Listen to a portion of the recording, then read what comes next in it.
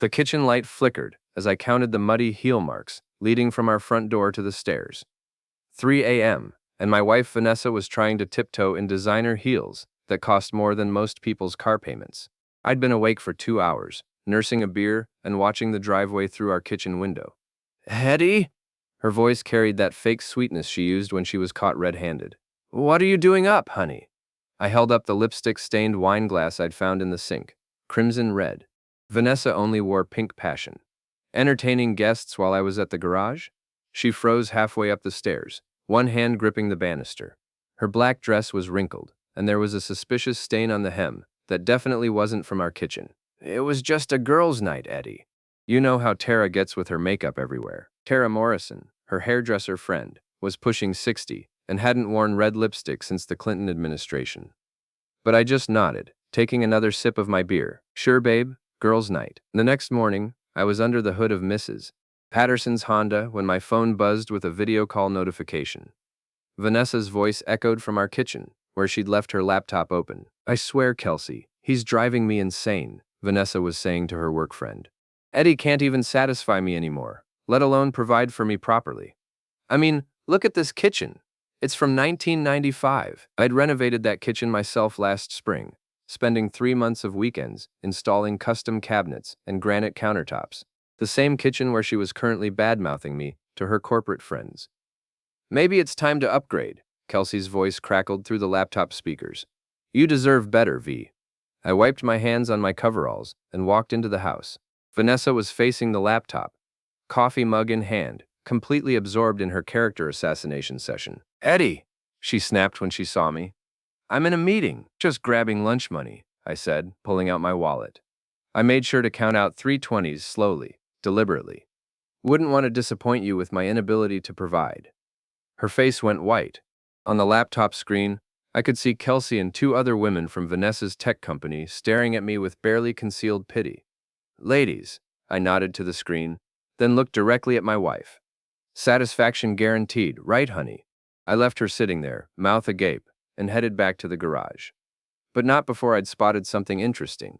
Vanessa's purse, unzipped on the counter, with the corner of a phone I'd never seen before peeking out. That evening, while Vanessa was in her marathon shower routine, I examined the burner phone. The text history was a goldmine of betrayal. Messages to someone named Chad Lohman, complete with hotel confirmations, explicit photos, and detailed plans for their next business meeting. Chad Lohman. I knew that name. He was the regional sales director for some medical device company, drove a white Tesla, and had been sniffing around town for the past 3 months. Apparently, he'd found exactly what he was looking for. I forwarded everything to my personal email, then factory reset the phone and placed it back in Vanessa's purse. She'd assume she'd accidentally wiped it, probably blame it on a software update. As I heard the shower turn off upstairs, I opened a beer and started planning. Vanessa wanted satisfaction. She was about to get more than she bargained for. Jimmy Kowalski had been my mechanic for 8 years, and in all that time, he'd never ask unnecessary questions. When I told him we were going to follow my wife to her client dinner the next evening, he just grabbed his jacket and climbed into my pickup truck. Boss, he said, as we watched Vanessa's red Camaro pull into the parking lot of the Riverside Inn. You sure about this? Chad Lohman was already waiting by his Tesla, checking his reflection in the driver's side window. Even from 50 yards away, I could see his smug smile as Vanessa walked toward him, hips swaying in that deliberate way she used when she wanted something. Oh, I'm sure, I muttered, watching them disappear into the hotel. Question is, how long do you think it takes to conduct a business meeting in a hotel room? Depends on the business, Jimmy replied with a grin. 2 hours later, they emerged, Vanessa adjusting her dress and Chad looking like he'd just won the lottery. They kissed goodbye in the parking lot, right under the security camera I'd noticed earlier. Jimmy, tomorrow morning, I need you to make a delivery to the Riverside Inn. Ask for their security footage from tonight. Tell them there was a hit and run in their parking lot around 9 p.m., and you're trying to help identify the vehicles involved. What if they ask for a police report? They won't. Just flash some cash and mention you're trying to help a friend's insurance claim. The next morning, while Vanessa was at her yoga class, I made my own delivery to Chad Lohman's rental house on Elm Street. The Tesla was sitting in the driveway, charging port open like a mouth waiting to be fed. I'd brought supplies, 5 pounds of raw shrimp from the fish market, a tube of industrial adhesive, and a can of pink spray paint. The shrimp went into the car's ventilation system. The adhesive sealed the charging port shut, and the spray paint left a message across the windshield. Satisfaction guaranteed. Eddie's Auto Repair. By noon, the whole town was talking about the mysterious prank. Mrs. Dalrymple, our 70-year-old neighbor who knew everyone's business before they did, was practically vibrating with excitement when she cornered me at the hardware store. Eddie Frawley. Someone really did a number on that fancy car over on Elm Street, she said, eyes twinkling. You wouldn't know anything about that, would you, Mrs. D? I'm just a simple mechanic. Though I did hear the owner's been making some enemies around town. Something about him getting too friendly with married women. Her eyebrows shot up. Married women? Well, I never. Though now that you mention it, I did see him having lunch with Vanessa Morrison last week. Seemed awfully cozy for a business meeting. Vanessa Frawley, I corrected gently. She's my wife, remember? Mrs. Dalrymple's mouth formed a perfect O of understanding. Within an hour, half the town would know that Chad Lohman was messing around with married women, and the other half would know exactly which married woman. That afternoon, Chad stormed into my garage, his expensive suit wrinkled and his face red with anger. The smell of rotting shrimp clung to him like cologne.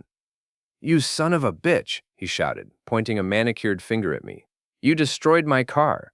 I looked up from the engine I was working on, wrench in hand. I'm sorry, do we know each other? Don't play dumb with me, Frawley. I know it was you. Mister, I have no idea what you're talking about. But if someone vandalized your vehicle, maybe you should call the police. Though I have to say, you might want to think about why someone would target you specifically. Jimmy emerged from under a car, grease-stained and grinning. Everything okay, boss? This gentleman seems to think someone played a prank on his car, I said. I was just suggesting he might want to examine his recent behavior and see if he's made any enemies. Chad's face went from red to purple.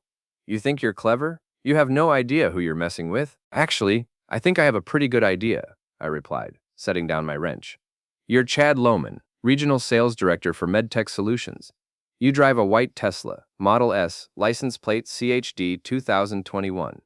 You've been in town for 3 months, staying at the rental on Elm Street. You like married women, expensive restaurants, and apparently, you don't like the smell of seafood. His mouth fell open. Behind him, 2 customers who'd been waiting for their cars were listening with obvious interest. How did you? Small town, Chad. Everyone knows everyone's business. The question is, what business do you have with my wife? He turned and stalked out without another word, but not before I heard one of the customers whisper to the other. That's the guy who's been messing around with Eddie's wife? What a piece of work. Vanessa came home that night with her game face on, but I could see the cracks in her composure. She'd heard about Chad's car, probably from Chad himself, and she was trying to figure out how much I knew. Someone vandalized a car downtown today, she said casually, opening a bottle of wine. Some out-of-town businessmen. Terrible thing. Yeah, I heard about that, I replied, not looking up from my newspaper. Apparently the guy's been making enemies. Something about inappropriate behavior with local women. Her hand paused on the wine bottle. What kind of inappropriate behavior? Oh, you know how people talk.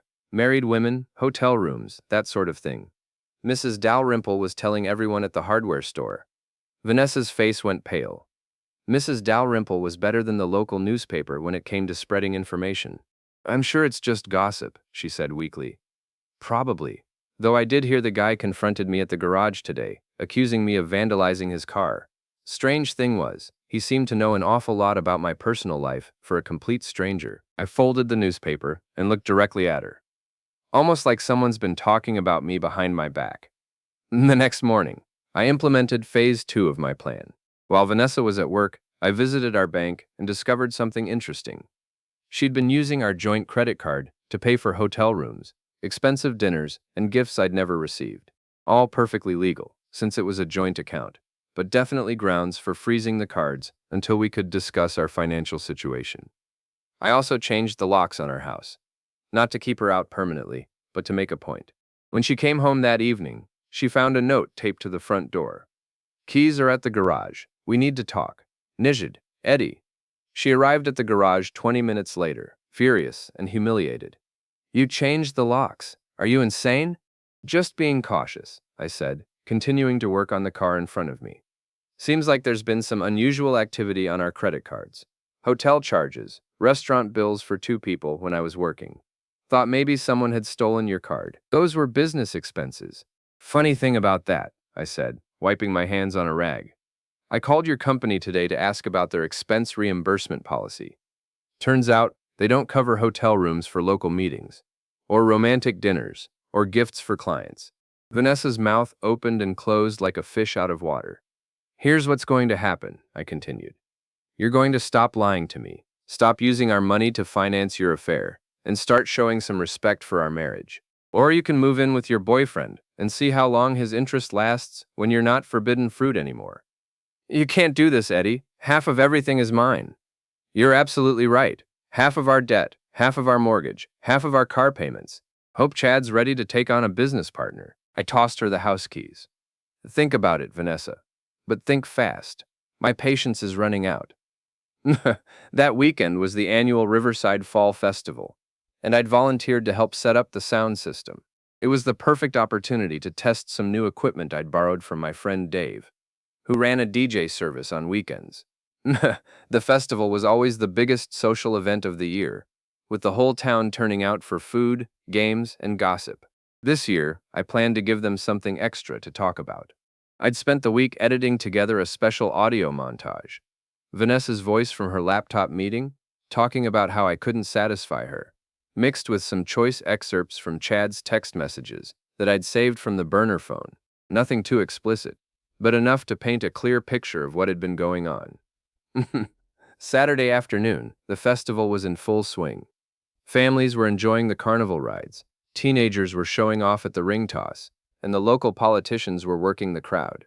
Vanessa was there with her work friends, playing the role of the devoted wife while Chad lurked near the beer tent, trying to look casual. At 3 o'clock, I took over the microphone for the annual charity auction. The plan was simple: auction off some donated items, then accidentally play my audio montage when I thought the microphone was off. Ladies and gentlemen, thank you all for coming out to support our local food bank, I began. We've got some great items to bid on today, donated by generous members of our community. I went through the usual routine: a handmade quilt, dinner for 2 at the Italian restaurant, a weekend at someone's lake house.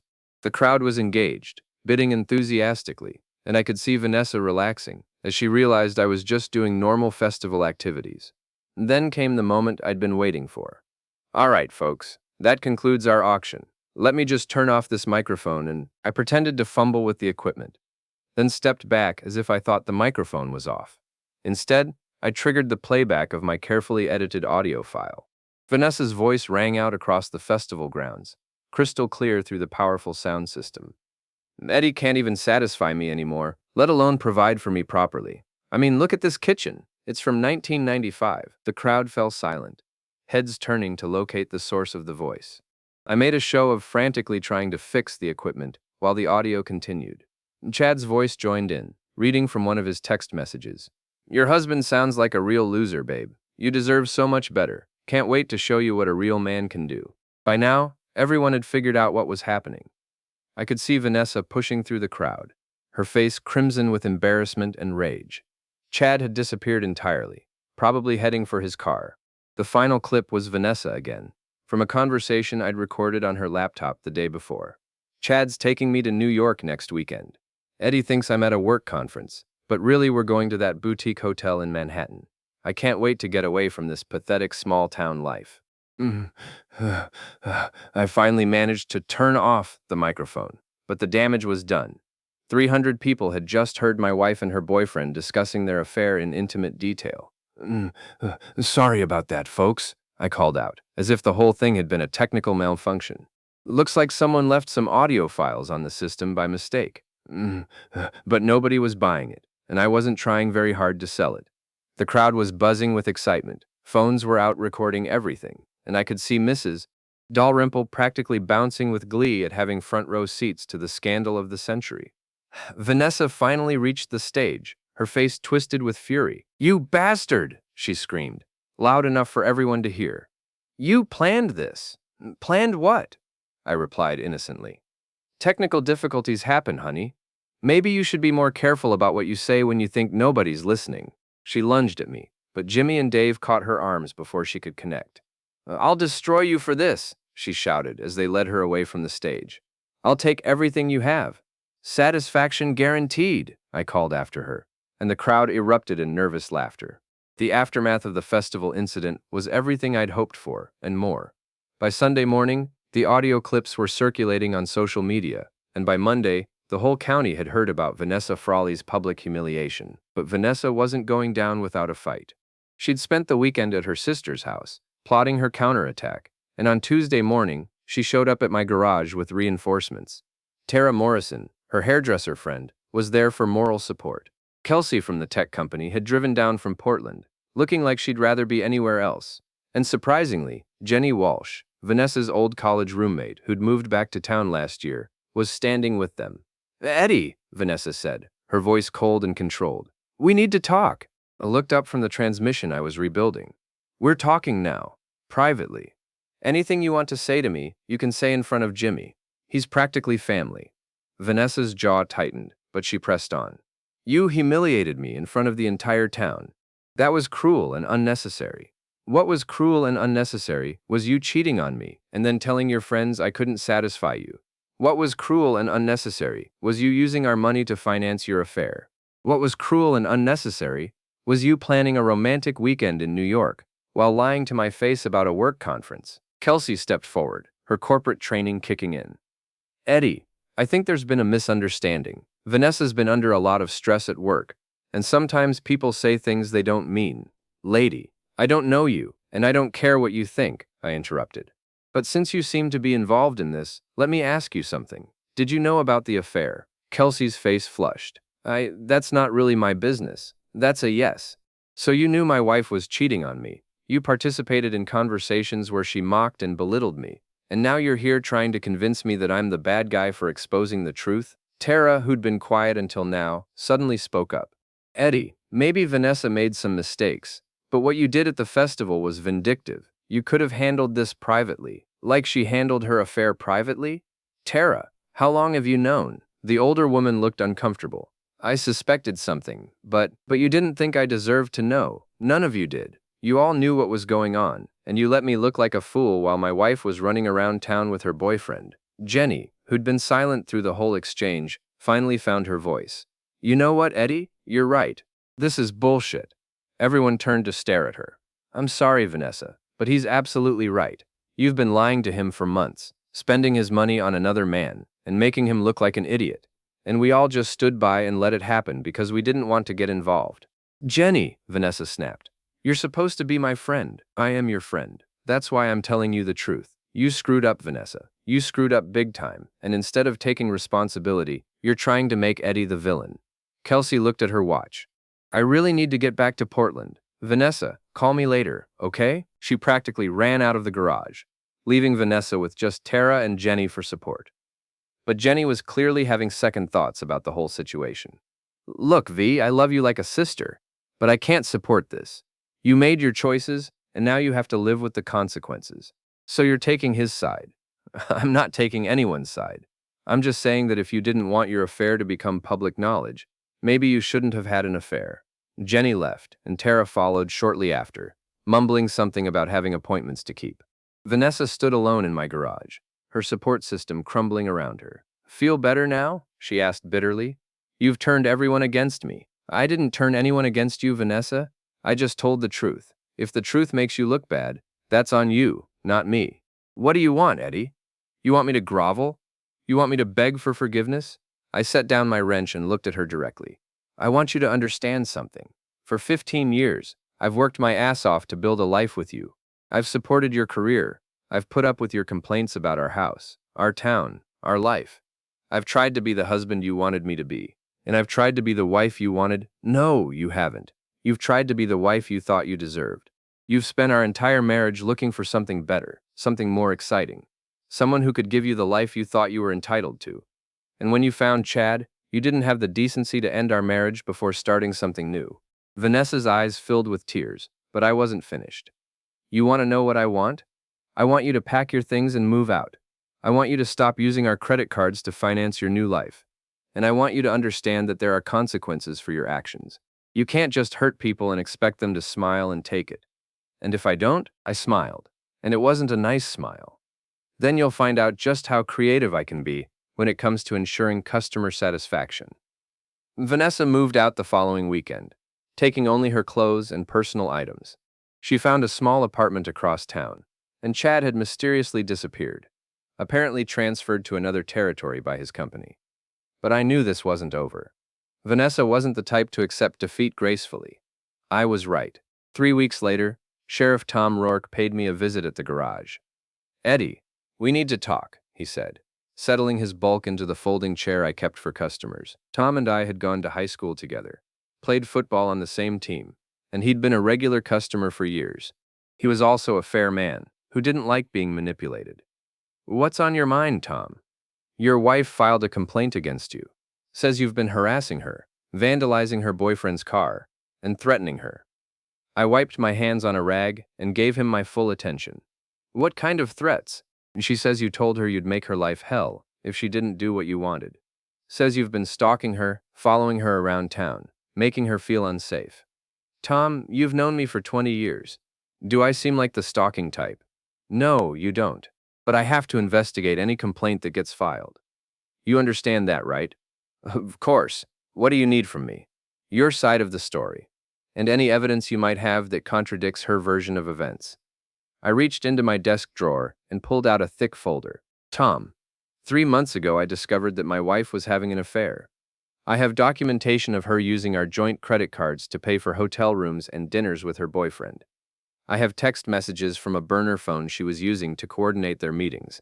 And I have audio recordings of her telling her friends that I was inadequate as a husband and provider." Tom's eyebrows rose as I handed him the folder. "You've been busy. I've been thorough. Everything in there is legally obtained. The credit card records are from our joint account, which I have every right to access. The text messages were from a phone I found in my own house. The audio recordings were made on devices in my own home, from conversations where she knew she was being recorded." He flipped through the documents, his expression growing more serious with each page. "This is pretty damning stuff, Eddie." "It gets better. Yesterday, I received a call from a lawyer in Portland. Apparently, Vanessa and her boyfriend were planning to file a lawsuit against me for emotional distress and harassment. The goal was to force me to sell the house and the garage, to pay a settlement, then split the proceeds with her." "How do you know that?" I reached for my phone and played an audio file. Vanessa's voice filled the garage, clear as day. "The lawyer says if we can prove Eddie's been harassing us, we can probably get at least $200,000 in damages. That's enough to buy a nice condo in Portland and start fresh." Chad's voice responded. "And he'll have to sell the garage to pay it. Serves him right for humiliating us." Tom's face darkened. "When did you record this?" 2 days ago. They met at the Riverside Inn to discuss their legal strategy. Apparently, they thought the conference room was private." "Eddie, you can't just record people without their consent." "Actually, I can. Maine is a one-party consent state for audio recordings. As long as one person in the conversation consents to the recording, it's legal. And since they were discussing plans to defraud me, I'd say I had reasonable cause to protect myself." Tom closed the folder and leaned back in his chair. "You know what this looks like, don't you? It looks like my wife and her boyfriend tried to frame me for harassment so they could steal my assets through a fraudulent lawsuit. That's exactly what it looks like. And that's a felony. I'm aware of that. The question is, what are you going to do about it?" Tom stood up, tucking the folder under his arm. "I'm going to have a very interesting conversation with your wife. And then I'm probably going to have an even more interesting conversation with the district attorney." After Tom left, I sat in my garage and thought about everything that had happened over the past few months. Vanessa had betrayed me, humiliated me, and tried to destroy me financially. Her friends had been complicit in her deception, and her boyfriend had been more than happy to help her spend my money. But now the tables had turned. Vanessa's affair was public knowledge. Her boyfriend had fled town, her friends had abandoned her, and she was facing potential criminal charges for conspiracy to commit fraud. I should have felt satisfied. I should have felt vindicated. Instead, I just felt tired. My phone rang, interrupting my thoughts. It was Mrs. Dalrymple. "Eddie, dear, I just saw the sheriff leaving your garage. Is everything all right?" "Everything's fine, Mrs. D. Just some routine business." "Well, I hope so. You know, I've been thinking about what happened with Vanessa, and I want you to know that the whole neighborhood is behind you." What she did was shameful, and you handled it with more dignity than she deserved. I appreciate that. There's something else, dear. I saw Vanessa yesterday at the grocery store. She looked terrible. Thin, pale, like she hadn't been sleeping. I almost felt sorry for her. Almost. Well, she made her bed, didn't she? Actions have consequences, as my mother used to say. After I hung up, I realized that Mrs. Dalrymple was right. Vanessa had made her choices, and now she was living with the results. The affair, the public humiliation, the loss of her friends, the potential criminal charges, it was all a direct consequence of her decisions. I hadn't destroyed her life. She'd done that herself. I just made sure the truth came to light. 2 weeks later, Tom Rourke called with an update. Eddie, thought you'd want to know. The DA's office is filing charges against your wife and her boyfriend. Conspiracy to commit fraud, filing false police reports, and attempted extortion. What's that mean in practical terms? Means they're looking at serious jail time if convicted. Vanessa's lawyer is already talking about a plea deal, and the harassment complaint against me dropped. In fact, based on the evidence you provided, it looks like you were the victim, not the perpetrator. I thanked Tom and hung up, then walked outside to where Jimmy was working on a customer's truck. Good news? He asked, looking up from the engine. The best. Vanessa and Chad are being charged with fraud. The harassment complaint against me has been dropped. Jimmy grinned. Couldn't happen to a nicer couple. That evening, I was closing up the garage when a familiar car pulled into the parking lot. Vanessa got out, moving slowly like an old woman. Mrs. Dalrymple had been right. She looked terrible. Her clothes hung loose on her frame. Her hair was unkempt, and there were dark circles under her eyes. Hello, Eddie. Vanessa. Heard you've been having some legal troubles. She flinched. I came to apologize. A little late for that, don't you think? I know I hurt you. I know I made terrible choices. But did you have to destroy my entire life? I looked at her for a long moment, this woman I'd been married to for 15 years, who'd shared my bed and my dreams and my bank account, who'd thrown it all away for a few months of excitement with a man who'd abandoned her the moment things got complicated. Vanessa, I didn't destroy your life. You did that yourself. I just made sure everyone knew the truth about what you'd done. The truth? She laughed bitterly. The truth is that I was unhappy. The truth is that I felt trapped in this small town with a husband who couldn't give me the life I wanted. The truth is that Chad made me feel alive again. And the truth is that instead of talking to me about your unhappiness, instead of asking for a divorce, instead of handling things like an adult, you chose to lie and cheat and steal. You chose to humiliate me in front of your friends. You chose to use our money to finance your affair. And when you got caught, you chose to try to frame me for harassment so you could steal my assets. I never meant for things to go that far, but they did go that far. And now you have to live with the consequences. She was crying now, tears streaming down her face. I've lost everything, Eddie. My job, my friends, my reputation. I'm probably going to jail. Isn't that enough? Haven't you gotten your revenge? I thought about her question. Had I gotten my revenge? Vanessa was facing criminal charges, social ostracism, and financial ruin. Chad had lost his job and fled town. Her friends had abandoned her. Her family was ashamed of her. But looking at her now, broken and desperate, I didn't feel the satisfaction I'd expected. I just felt empty. This isn't about revenge, Vanessa. This is about consequences. You made choices, and those choices had results. You can't hurt people and expect them to just smile and take it. You can't lie and cheat and steal and expect there to be no price to pay. So what happens now? Now you deal with the legal system. Now you figure out how to rebuild your life from the ground up. Now you learn what it's like to live with the results of your actions. She nodded slowly, wiping her eyes with the back of her hand.